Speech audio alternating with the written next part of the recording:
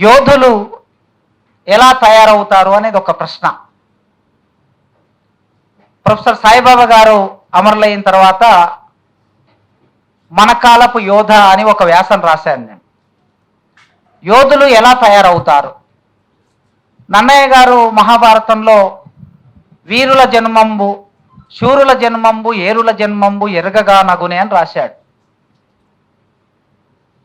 దేవతల గురించిన జన్మం మనకు తెలియదు, వీరుల గురించిన జన్మం మనకు తెలియదు, ఏరుల గురించిన జన్మం మనకు తెలియదు. అవి ఎట్లా పుడతాయో వాళ్ళు ఎట్లా పుడతారని రాశాడు ఆయన.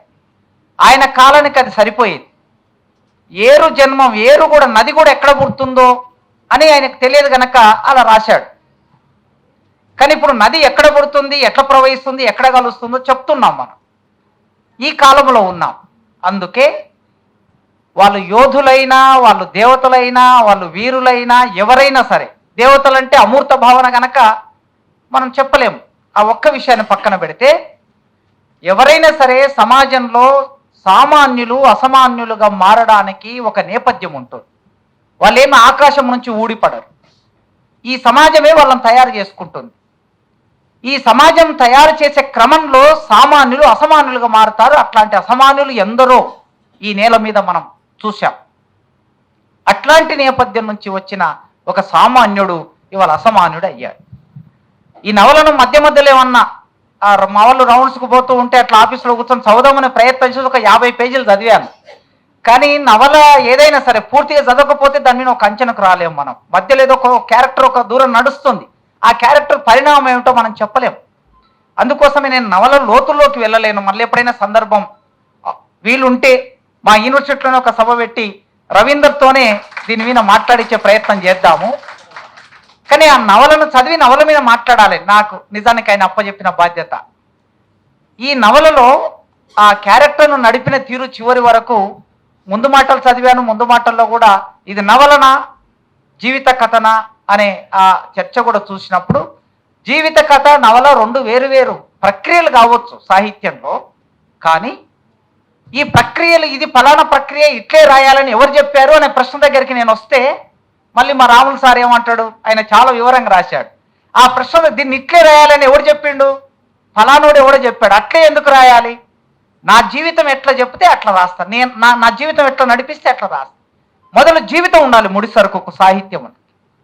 కుటుంబరావు గారు ఒక సందర్భంలో ఏమన్నారంటే, నీకేమైనా రాయడానికి కావలసిన నైపుణ్యాలు అంటే కథ ఎట్లా రాయాలి, నవల ఎట్లా రాయాలి, కవిత ఎట్లా రాయాలి, వ్యాసం ఎట్లా రాయాలి, నైపుణ్యం నేర్పించవచ్చు, అవకాశం ఉంది.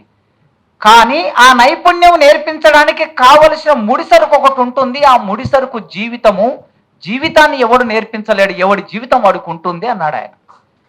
కనుక ఇక్కడ ఒక సంపూర్ణమైన జీవితం ఉన్న ఒక వ్యక్తి, ఒక సామాన్యుడు, మల్లయ్య సార్ చెప్పినట్లు ఒక సామాన్యుడు, విసిరివేయబడిన సామాన్యుడు, పట్టించుకోని సామాన్యుడు, స్కూల్లోకి రానిచ్చే అవకాశం లేని సామాన్యుడు, గుడిలోకి వెళ్ళలేని సామాన్యుడు ఇవాళ 2 తెలుగు రాష్ట్రాల్లో ఒక ప్రభావశీలమైన వ్యక్తిగా మారడానికి ఒక సుదీర్ఘమైన ప్రయాణం ఉన్నది. ఈ సుదీర్ఘమైన ప్రయాణంలో కుటుంబం ఉన్నది, తోబుట్టువులు ఉన్నారు, భార్య ఉన్నారు, పిల్లలు ఉన్నారు, సహచరులు ఉన్నారు, మొత్తం సమాజం ఉంది. మనకు తెలిసో తెలియకో మన సమాజం కూడా మన చుట్టూ నిర్మాణం అవుతూ ఉంటుంది. ఇట్లాంటి సమాజం నుంచి ఎదిగినటువంటి ఒక వ్యక్తి గురించి ఈ నవల రాయటం, స్వయంగా ఆయన కళాకారుడు, సహజంగా దళితులు కళాకారులు, చాలా సహజంగా. దీనికి ప్రత్యేకంగా కళా నైపుణ్యం నేర్పించవలసిన అవసరం లేదు. రచన ఇతరేతర విషయాలు పక్కన పెడదాం, చదువు వచ్చిన తర్వాత రాస్తారు. కానీ కళలకు సంబంధించి వచ్చినప్పుడు పుట్టుకతోనే కళాకారుడు. జాషువా గారు అన్నారు కదా, పులుగులు పుట్రలు చుట్టంబులు అన్నాడు. పులుగులు పుట్రలు చుట్టంబులు, నాకు మనుషులు చుట్టాలు లేరు అన్నాడు ఆయన. మరి చుట్టాలు ఎవరు? పక్షులు చుట్టాలు, పుట్టలు చుట్టాలు, చెట్లు చుట్టాలు. ఎందుకు? ఊరికి దూరంగా ఉంటాను కనుక నా ప్రయాణం అడవిలోకే ఉంటుంది. ఆ అడవిలో ఉన్నప్పుడు అడవిలో ఉన్నటువంటి పక్షులు కళాత్మకమైనవి, ప్రకృతి కళాత్మకమైనది, సౌందర్యాత్మకమైనది, జంతువులు సౌందర్యాత్మకమైనవి. కనుక ఆ జంతువుల్లో ప్రకృతిలో భాగమైన అంటరాని వాడు కూడా సహజంగా కళాత్మకమైన వాడు. అందుకే ఆ కళాత్మకత అనేది ఆయన జీవితంలో భాగమైంది. అట్లా కళాకారుడుగా ఆయన వ్యక్తం కావటం ఒకటి. కేవలం కళాకారుడుగా మాత్రమే కాకుండా నాయకత్వం వహించే స్థాయికి ఎదిగాడు. నాయకులు కూడా పుడతారు ఏమో, నాయకులు పుట్టరు. నాయకులు తయారవుతారు. ఆ తయారు కావటం అనేది కింది నుంచి నాయకుడు తయారు కావటం అరుదుగా జరిగే విషయం. ఈ అరుదైన నాయకుల్ని కాపాడుకోవటం, ఈ అరుదైన నాయకుల్ని చరిత్రలో నిలబెట్టడం మన బాధ్యత. 30 ఏళ్ళు మార్క్సిస్ట్ ఉద్యమంలో, విప్లవోద్యమంలో పనిచేసిన అనుభవంతో కొన్ని అంటే వయసు పెరిగే కొద్దీ, చదివే కొద్దీ మనసు పరిపక్వం చెందుతుంది, ఆలోచనలు పరిపక్వం చెందుతాయని అంటారు కదా. సహజంగా 20 ఏళ్ల కిందట నేను మాట్లాడింది ఇప్పుడు నేను మాట్లాడేదానికి రాసేదానికి చాలా తేడా ఉంటుంది, ఉండాలి కూడా. అట్లా లేకపోతే మనం ఎక్కడ మొదలయ్యామో అక్కడే ఆగిపోయినట్లు అర్థం. ఏముంటుందంటే వ్యక్తులని గొప్ప చేసి చెప్పొద్దు అని ఉంటుంది ఒక మాట. వర్గ పోరాటంలో ఉండే వాళ్ళు ఎవరైనా సరే వ్యక్తులు గొప్పవాళ్ళు కాదు, ప్రజలే గొప్పవాళ్ళు అంటారు. నేనేమంటానంటే ఇందులో ముందు మాటలు సతీష్ చంద్ర గారు చాలా దాన్ని థిరిటైజ్ చేశాడు, సిద్ధాంతీకరించాడు ఆయన. వ్యక్తులు గొప్పవాళ్ళు చేయకూడదు వర్గ పోరాటంలో, ప్రజలే చరిత్ర నిర్మాతలు.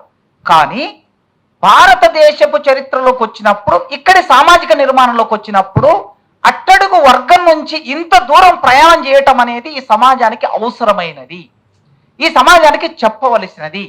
అక్కడ గొప్పతనం చెప్పటంగా దాన్ని భావించొద్దు. ఈ సమాజం నడవడానికి కావలసిన ఉత్పత్తి శక్తులకి, ఉత్పత్తి సంబంధాల మధ్య జరిగే మార్పులో భాగంగా ఈ సామాన్యులు అసామాన్యులు ఎట్లా మారుతారు అనేది, మంచి బట్టలు వేసుకోవటం అనేది ఒక పెద్ద పోరాటం మా జీవితంలో, ఒక పెద్ద పోరాటం.